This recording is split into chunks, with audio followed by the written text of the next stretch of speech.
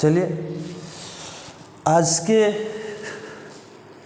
इस वीडियो में, इस क्रम में हम लोग पढ़ेंगे सल्तनत काल के अंतर्गत आने वाला जो वंश है, दो वंश के बारे में हम लोग पढ़ चुके हैं। एक गुलाम वंश और खिलजी वंश। तीसरा जो है तुगलक वंश के बारे में हम लोग को पढ़ना है। तो तुगलक वंश के बारे में जानते हैं कि तुगलक वंश की स्थापना किस प्रकार हुई थी, तुगलक और किसने किया था। पहला नंबर ये जानिए कि तुगलक वंश की स्थापना गयासुद्दीन तुगलक ने किया था। गयासुद्दीन तुगलक ये कब किया था? 8 सितंबर 1320 ईस्वी को। 8 सितंबर 1320 ईस्वी को ये जो है ये तुगलक वंश का स्थापना किया गयासुद्दीन तुगलक ने। अब गयासुद्दीन तुगलक था कौन?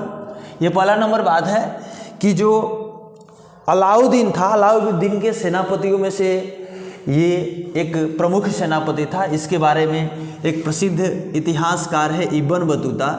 इब्न बतूता बताता है कि जो गयासुद्दीन तुगलक था, गयासुद्दीन तुगलक मंगोलों को 29 बार पराजित किया और भारत से बाहर खदेड़ा था।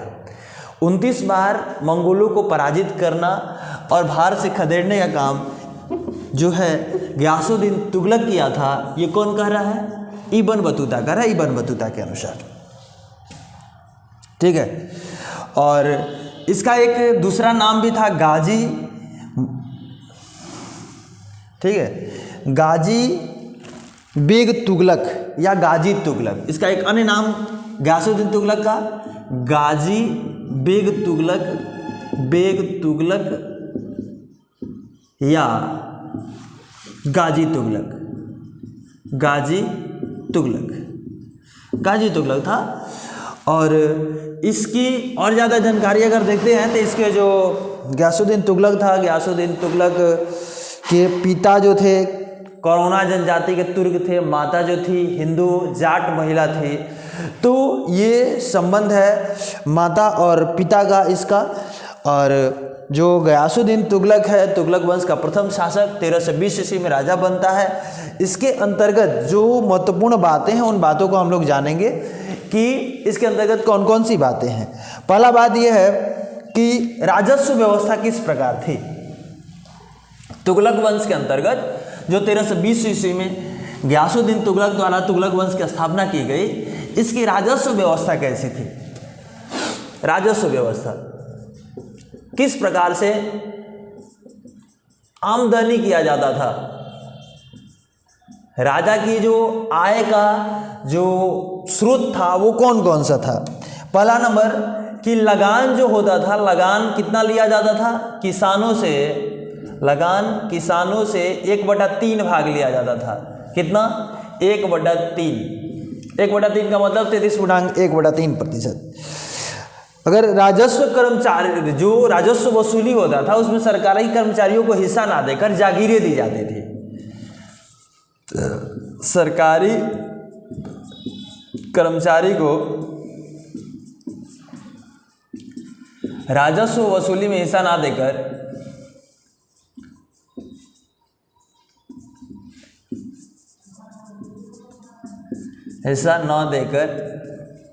क्या दिया जाता था? जागीरें दी जाती थी। क्या दिया जाता था? जागीर दिया जाता था। जागीरें दी जाती थी। जागीरें दी जाती थी। राजस्व जो होता था, और राजस्व किस प्रकार का था? सरकारी कर्मचारियों के राजस्व वसूली में हिस्सा ना देकर जागीर दिया जाता था।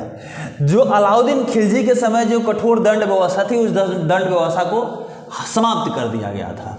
और क्योंकि अलाउद्दीन खिलजी के समय में ये गयासुद्दीन तुगलक क्या था? सेनापति हुआ करता था अलाउद्दीन खिलजी का।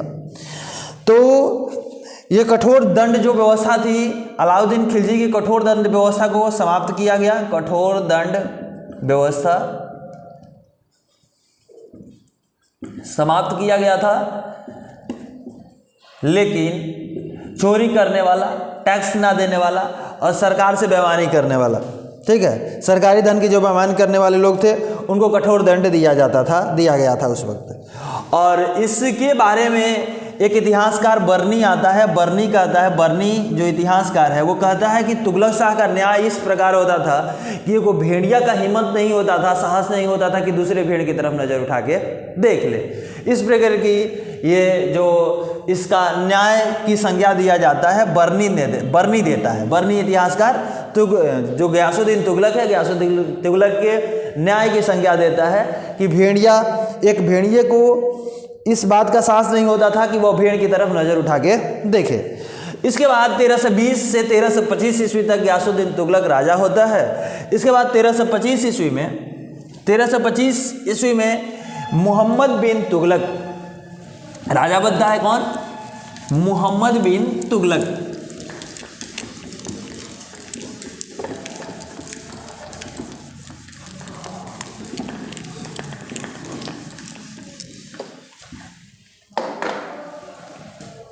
तेरह सौ 25 ईस्वी में राजा बनता है मोहम्मद बिन तुगलक। मोहम्मद बिन तुगलक राजा बनता है 1325 ईस्वी में। और 1351 ईस्वी तक, 1325 से लेके 1351 ईस्वी तक राजा होता है। 1351 ईस्वी तक मोहम्मद बिन तुगलक। अब मोहम्मद बिन तुगलक के बारे में हम लोग जानेंगे। मोहम्मद बिन तुगलक ने किस किस प्रकार की नीतियाँ चलाई अपने शासन को सही तरीके से चलाने के लिए। ये इसके बारे में पहली बात आता है कि दिल्ली के जितने सारे सुल्तान थे, सल्तनत काल के जितने सारे सुल्तान थे, सारे सुल्तानों में सबसे ज़्यादा पढ़ा लिखा शिक्षित था, सर्वाधिक विद्वान और शिक्षित, सर्वाधिक विद्वान और शिक्षित शासक था।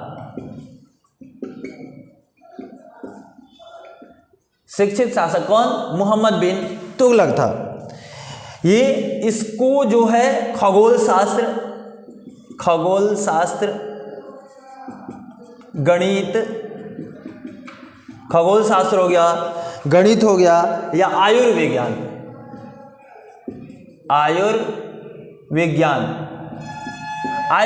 खगोल शास्त्र, गणित और आयुर्विज्ञान में इसको जो है अनेक विद्याओं में ये निपुण था। विज्ञान की जो विद्याएं थी इनमें ये निपुण था। कौन? विज्ञान की विद्याएं में निपुण था, अच्छा ज्ञाता था खगोल शास्त्र का, गणित का या आयुर्विज्ञान का। इसने इसके बारे में जो तीसरी बात होती है, इसने कृषि की उन्नति के लिए दीवान ए अमीर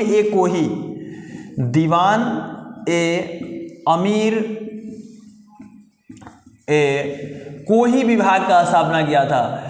उद्देश्य था कि कृषि वाली जो ज़मीन है, किसानों को प्रत्यक्ष सहायता देके कृषि की जो ज़मीन है, कृषि की ज़मीन को बढ़ाया जाए, कृषि की ज़मीन का जो क्षेत्र है उसको बढ़ाया जाए। इसी उद्देश्य के लिए दीवान अमीर कोही जो विभाग का गठन हुआ था। और ये जो मोहम्मद बिन तुगलक है, मोहम्मद बिन तुगलक के बारे में बात आती है, ये जो अपने राजधानी दिल्ली से दौलताबाद ले गया था। राजधानी कहाँ से? राजधानी दिल्ली से दौलताबाद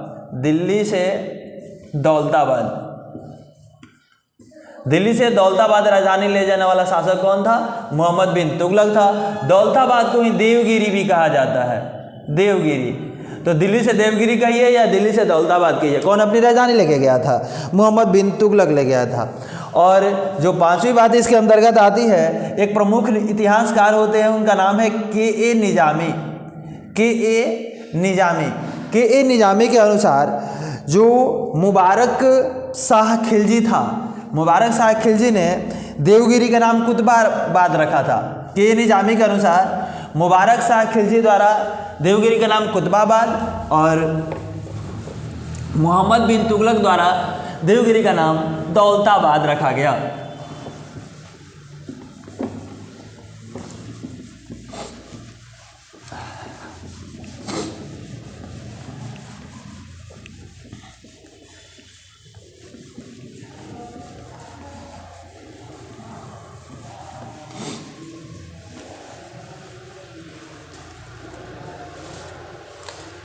कौन इतिहासकार है? के ए निजामी। के ए निजामी। के ए निजामी के अनुसार जो मुबारक शाह खिलजी, मुबारक शाह खिलजी, मुबारक शाह खिलजी जो थे, ये देवगिरी का नाम, देवगिरी का नाम क्या रखे?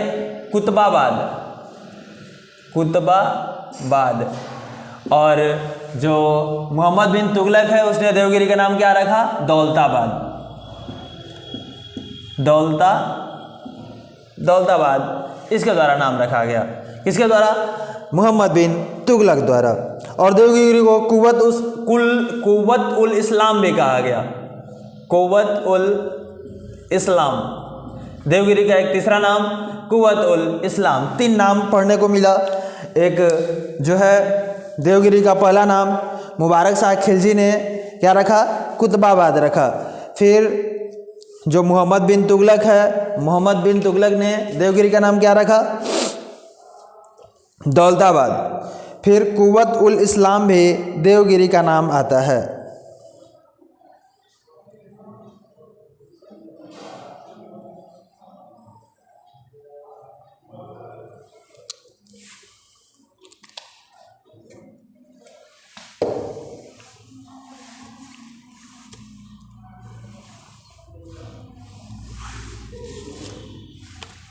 देवगिरी के नाम कुव्वत उल इस्लाम।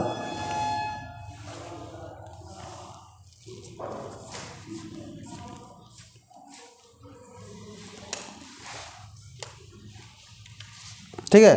मोहम्मद बिन तुगलक था जो अपना सिक्का चलाता था, सिक्के पे कुछ अल सुल्तान जिल्ली अलाह, अल सुल्तान जिल्ली अलाह,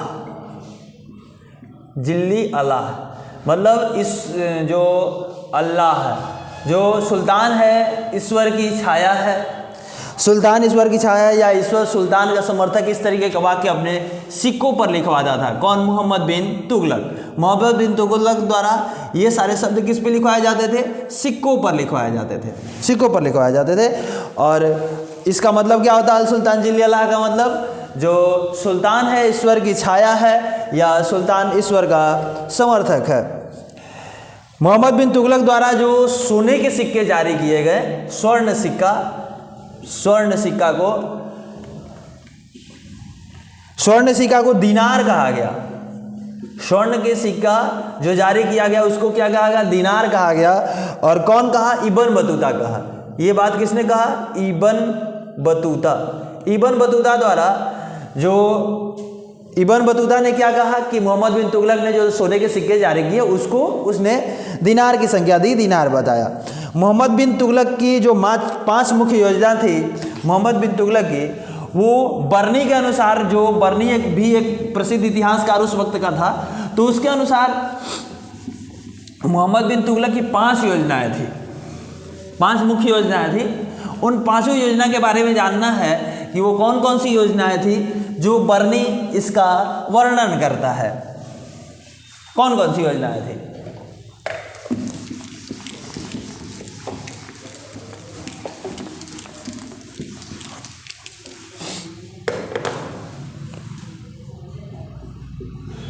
पांच मुख्य योजनाएं किसके अनुसार? बर्नी के अनुसार।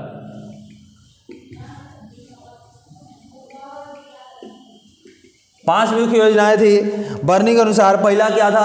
दोआब जो क्षेत्र था, दोआब में कर की वृद्धि किया था, दोआब में कर की वृद्धि, टैक्स बढ़ाया था। दोआब किसको बोला जाता है? 2 नदियों के बीच की जो भूमि होती है उसको दोआब कहा जाता है।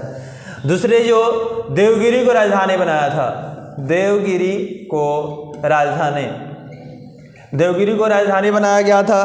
फिर सांकेतिक मुद्रा जारी किया था, सांकेतिक मुद्रा जारी करना, सांकेतिक मुद्रा जारी किया था। फिर चौथी जो बात आती, खुरासान पर आक्रमण, खुरासान पर आक्रमण। और जो 5वीं है कराचिल की ओर अभियान, कराचिल की अभियान, कराचिल का अभियान। ये जो है ये बातें किसके अंतर्गत? जो बर्नी है, बर्नी बताता है कि मोहम्मद बिन तुगलक की ये 5 मुख्य योजनाएं थी। और जो इब्न बतूता प्रसिद्ध यात्री था, आया था, दिल्ली का काजी नियुक्त हुआ था, इसी के समय में भारत आया था। जो अगर पूछा जाए कि इब्न बतूता किसके समय में भारत आया था, तो मोहम्मद बिन तुगलक ही वो सुल्तान था जिसके समय में ये इब्न बतूता भारत आया था। और इब्न बतूता कहाँ का निवासी था? मोरक्को मूल का अफ्रीकी यात्री था। इब्न बतूता के बारे में देखा जाए, इब्न बतूता किसके समय में आया था भारत? मोहम्मद बिन तुगलक के। मोहम्मद बिन तुगलक के समय में इब्न बतूता भारत आया था, और पहली बात। और दूसरा बात कि ये कहाँ का था? मोरक्को मूल का अफ्रीकी यात्री, मोरक्को मूल का अफ्रीकी यात्री। इसकी जो क्षमता है, इसकी योग्यता देखकर मोहम्मद बिन तुगलक ने इसे दिल्ली का काजी बना दिया, दिल्ली का काजी नियुक्त कर दिया। दिल्ली का काजी मोहम्मद बिन तुगलक ने किसको बनाया? इब्न बतूता को। और इसकी योग्यता देखकर ही 1342 ईस्वी में इसे अपना राजदूत बनाकर चीन भेजा गया था। 1342 ईस्वी में राजदूत बनाकर चीन भेजा था। कौन? मोहम्मद बिन तुगलक, चीन भेजा। ठीक है। इसकी एक प्रसिद्ध पुस्तक है जिसको किताब उल रेहला कहा जाता है। किताब उल रेहला इसकी प्रसिद्ध पुस्तक है, जिसमें यात्रा वृत्तांत, ये कहाँ कहाँ घुमा था उन सारी बातों का इसमें वर्णन है, यात्रा वृत्तांत का वर्णन है इब्न बतूता द्वारा। और सल्तनत काल में यात्रा वृत्तांत का जो विस्तृत विवरण मिलता है वो इब्न बतूता की पुस्तक जो किताब उल रेहला है, किताब उल रेहला से ही मिलता है, उसी से ही प्राप्त होता है। और दिल्ली के जितने सारे सुल्तान थे, उन सुल्तानों में प्रथम सुल्तान था जो हिंदुओं की पर्व जो मुख्य रूप से होली है, होली जैसे त्यौहार में ये शरीक होता था, भाग लेता था। कौन? मोहम्मद बिन तुगलक। और जो ये मोहम्मद बिन तुगलक जो शासक था, ये जो गैर तुर्क थे, यानी जो तुर्क जनजाति के जो मुसलमान नहीं थे या भारतीय जो मुसलमान थे, उनको सरकारी पदों पर नियुक्त किया था। इस वजह से बर्नी ने मोहम्मद बिन तुगलक को कई अपमानजनक शब्दों से संबोधित किया था। छिछोरा कहा था, माली कहा था, नाई कहा था, धोबी कहा था, इन सारे शब्दों से संबोधित किया था मोहम्मद बिन तुगलक को। किसने? बर्नी ने। उसका जब मृत्यु हुआ 1325 से 1351 ईस्वी तक, 1351 ईस्वी में जब मृत्यु हुआ तो जो एक इतिहासकार है बदायूनी, कौन? बदायूनी ने लिखा कि जो सुल्तान का प्रजा से और प्रजा का सुल्तान से, प्रजा की सुल्तान से मुक्ति मिल गई। ये वाक्य किसने लिखा था? बदायूनी ने। बदायूनी किसकी मृत्यु पर? मोहम्मद बिन तुगलक की मृत्यु पर। मोहम्मद बिन तुगलक की मृत्यु पर बदायूनी द्वारा लिखा गया था कि सुल्तान की प्रजा से और प्रजा का सुल्तान से, सुल्तान की प्रजा से और प्रजा का सुल्तान से मुक्ति मिल गई।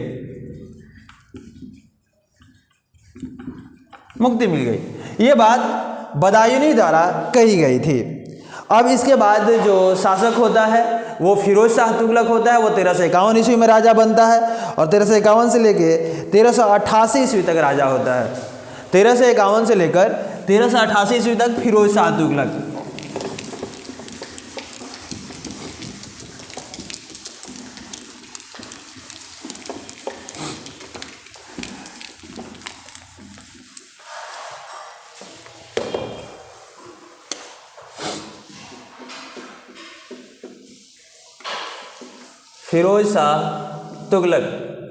फिरोज शाह तुगलक कब से कब तक?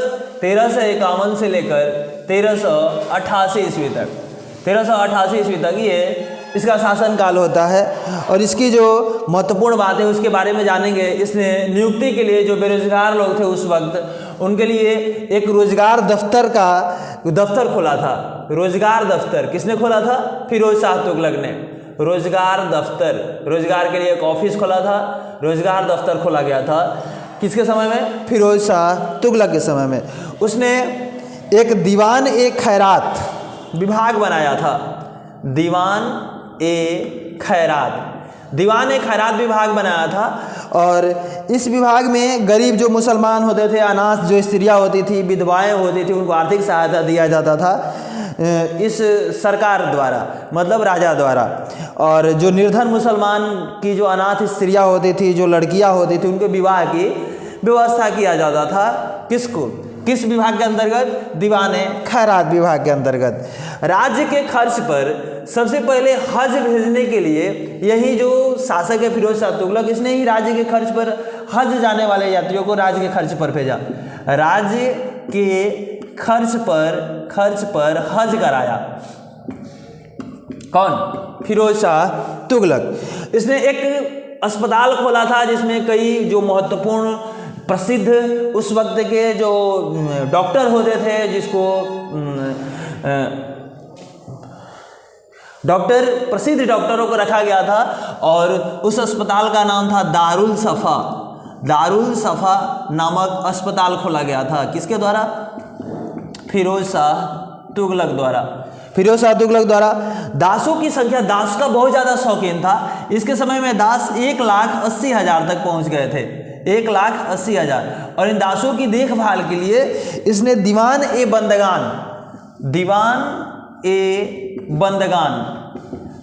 बंदगान नामक विभाग का गठन किया था।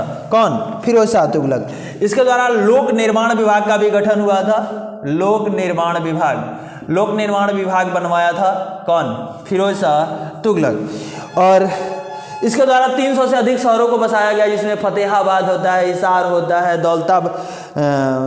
फिरोजपुर होता है, जौनपुर होता है, फिरोजाबाद होता है, यानी ये सब प्रमुख शहर हुए थे उस वक्त के।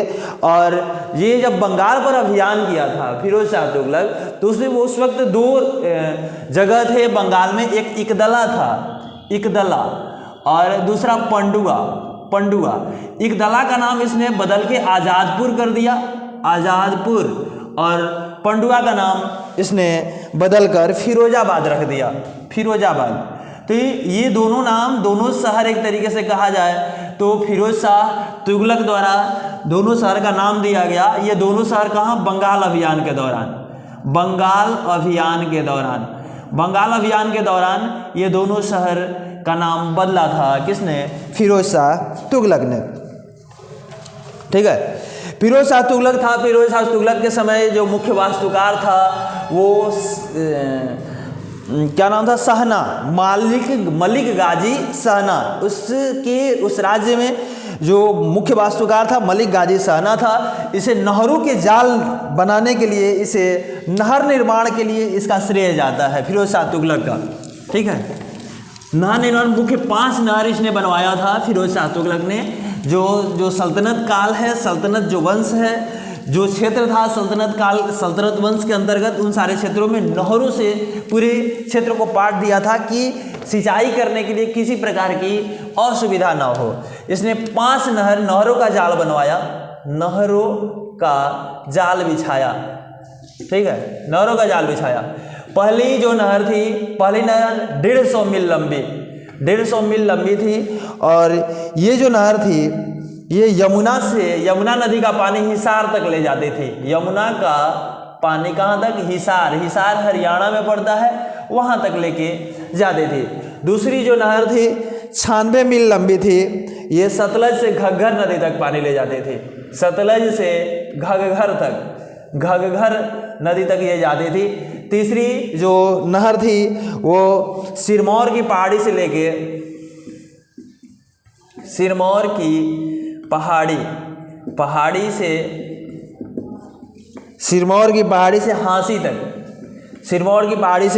हांसी तक। और चौथी जो नहर थी वो घग्घर नदी से फिरोजाबाद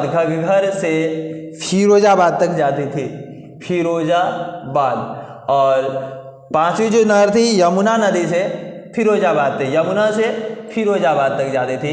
ये जो नहर है, ये नहर का निर्माण करवाया गया था किसके द्वारा? फिरोज शाह तुगलक के द्वारा। ये और नहरों का निर्माण करवाया। फिर उलेमा वर्ग की स्वीकृति मिली तो इसने क्या किया? सिंचाई पर टैक्स भी लगाया। सिंचाई कर लगाने वाला प्रथम सुल्तान यही था। ठीक है, सिंचाई कर लगाया था और कर के रूप में, सिंचाई कर के रूप में कितना लेता था 10%, 1/10 भाग। सिंचाई कर कितना होता था 1/10 भाग, यानी 10% ये जो सिंचाई लिया जाता था। ये प्रथम शासक था जिसने ब्राह्मणों पर भी जजिया कर लगाया था। जजिया और जकात दो प्रकार के मुस्लिम धर्म में कर होते हैं। जजिया गैर मुस्लिम धर्म पे लगाया जाता है और जकात जो है मुस्लिम धर्म पे लगाया जाता था। उस वक्त फिरोज शाह तुगलक के पहले तक जब ये जजिया कर ब्राह्मणों पर लगा था, उस वक्त ये बात ध्यान देने वाली है कि उस वक्त ब्राह्मणों पर ये टैक्स नहीं लगाया गया था। ये उनसे, इनको मतलब हिंदू धर्म अन्य धर्म पे लगाया जाने वाला कर है, लेकिन ब्राह्मणों को इससे अलग रखा गया था। लेकिन फिरोज शाह तुगलक ने ब्राह्मणों पर भी ये कर लगाया था। इसने एक अनुवाद विभाग बनाया था। फिरोज शाह तुगलक जो है अनुवाद विभाग का गठन किया था। अनुवाद विभाग का गठन इस वजह से किया था कि हिंदू और मुस्लिम एक दूसरे के विचारों को समझ सके, जान सके। अनुवाद विभाग का गठन किया गया था। इसके बाद जो है अंतिम शासक कहिए इस वंश का, तुगलक वंश का, नसीरुद्दीन महमूद तुगलक के नाम जाता है। अंतिम शासक होता है और वो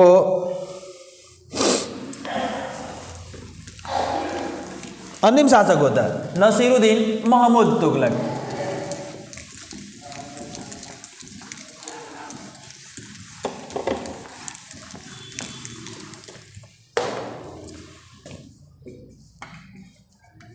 नसीरुद्दीन महमूद तुगलक।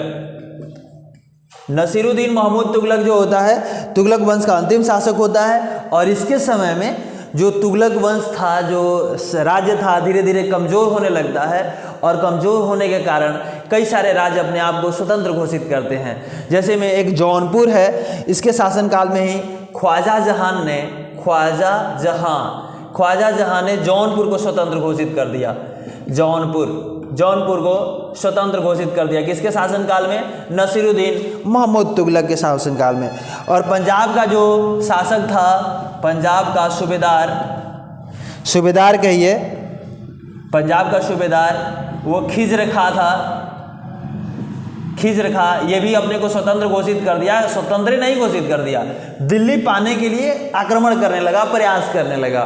दिल्ली जो इसके अंडर में हो जाए इसके लिए ये प्रयास करने लगा। इसी के समय में इसी फिरोज का एक अन्य पुत्र था, उसका नाम था नुसरत शाह। नुसरत शाह ने भी क्या किया? नुसरत शाह बताया, धावा बोला उस गद्दी पर। इसने भी अपनी जो है वसीयत बताया कि हमारा भी इस पर हक है। तो नुसरत शाह के आने के चलते जो ये तुगलक वंश है, तुगलक वंश दो भागों में विभाजित होता है। एक नुसरत शाह राजा बनता है, एक नुसरत शाह तुगलक, और दूसरा नसीरुद्दीन महमूद तुगलक राजा बनता है। तो दो भागों में किसका गठन होता है? दो विभाजन होता है तुगलक वंश का।